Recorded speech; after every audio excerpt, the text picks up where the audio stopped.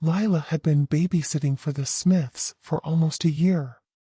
She knew their little boy, Tommy, like the back of her hand. But tonight was different. Tonight, strange things were happening in the house. At first, Lila tried to ignore it. She told herself it was just her imagination, that she was being silly. But as the night wore on, the noises grew louder and more sinister. It started with a faint tapping sound, coming from somewhere deep in the house. Lila thought it was just the pipes, but then she heard whispers, like someone was speaking just out of earshot. She tried to shake it off, but when she went to check on Tommy, she saw something that chilled her to the bone. There was a shadowy figure standing in the corner of the room, its eyes fixed on her. Lila froze, unsure of what to do. Suddenly, the lights flickered and went out. Lila panicked, fumbling in the dark for her phone. But when she tried to call the Smiths, she found that the phone line had been cut. Lila knew she had to protect Tommy, but she was scared. She had never been in a situation like this before. And then she heard the tapping again, louder this time, and she knew that she wasn't alone in the house. She gathered Tommy and made her way to the door, but as she reached for the handle, she realized that it was locked. They were trapped. Lila could feel her heart pounding in her chest as she searched for another way out. And that's when she saw a small window at the back of the house, just big enough for them to squeeze through. With Tommy in her arms, Lila scrambled out the window and into the darkness. She didn't stop running until they were far away from the house. The next day, when the Smiths returned home, they found the phone line had been cut and the house had been ransacked. But Lila and Tommy were safe. From that day on, Lila never babysat again. She couldn't shake the feeling that someone, or something, was still watching her. And every time she heard a tapping sound or saw a shadow in the corner of her eye, she couldn't help but wonder if it was coming back for her. The Intruder, A Night of Terror is our second story. Keep on watching. Katie was settling in for a quiet evening alone in her apartment. Her roommate was out of town for the weekend, leaving Katie alone to binge watch her favorite shows and catch up on some work. As she was sitting on the couch, she heard a faint noise at the front door. She paused the TV and listened intently, but didn't hear anything else. Chalking it up to the wind, she resumed her show. But then, the noise came again. This time, it was louder, more persistent.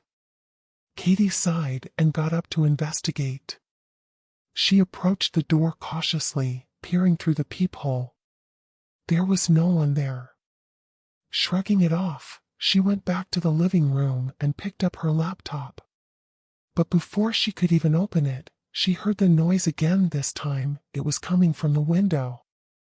Katie's heart raced as she slowly made her way to the window, her mind racing with possibilities.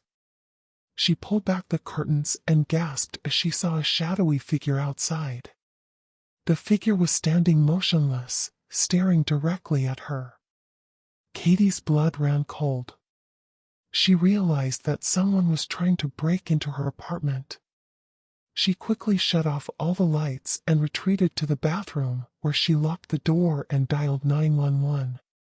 As she waited for the police to arrive, Katie could hear the intruder moving around the apartment, searching for a way in. Her heart pounded with fear, but she tried to stay calm and quiet.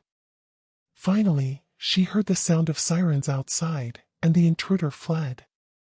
The police arrived and searched the area, but they found no trace of the intruder. For days after the incident, Katie couldn't shake the feeling of being watched. She installed a security system and never stayed home alone again. The memory of that night haunted her for years, a constant reminder that danger could be lurking just outside her door. The Johnson family was thrilled to move into their new home. It was a beautiful, spacious house with plenty of room for everyone.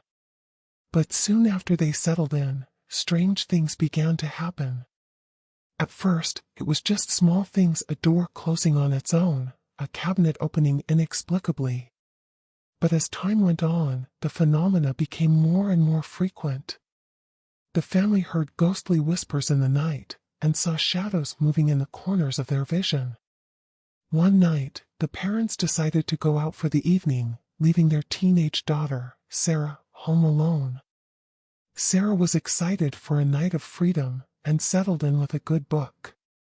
But as the night wore on, Sarah began to feel uneasy. She kept hearing strange voices, and the temperature in the house dropped noticeably.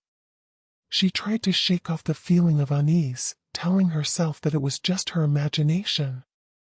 But then, she saw something that she could not explain.